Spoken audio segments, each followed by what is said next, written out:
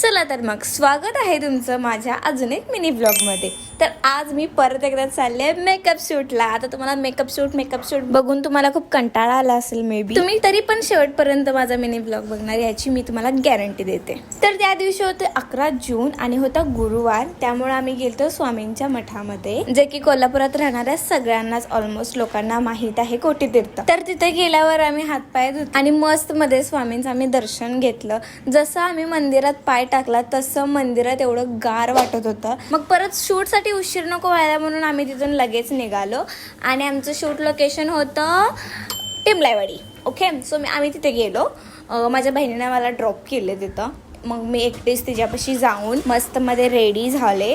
आणि तुम्हाला लुक बघायचा आहे का? नाही, तुम्हाला बघायचं असेल तर सांगा, मी दाखवते। बट तुम्ही तर मला सांगणार नाही तरी पण मी तुम्हाला दाखवते। हे बघा, ढाटडान कशी दिसत होते मी गाईज। मी पहिल्यांदा रेड साडी घातलेली, अशी मस्त मध्ये छान रेडी बिडी झालते।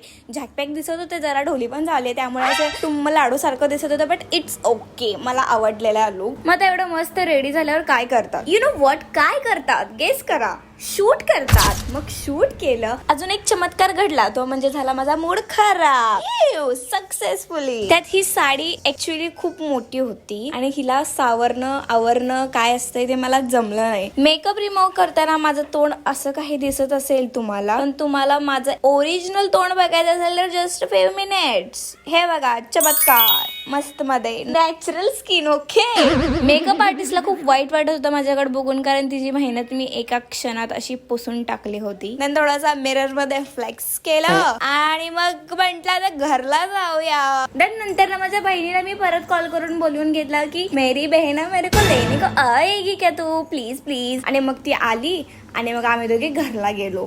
सो आज एवढंच होतं माझ्या व्लॉग मध्ये। So thank you for watching, love you guys, bye bye.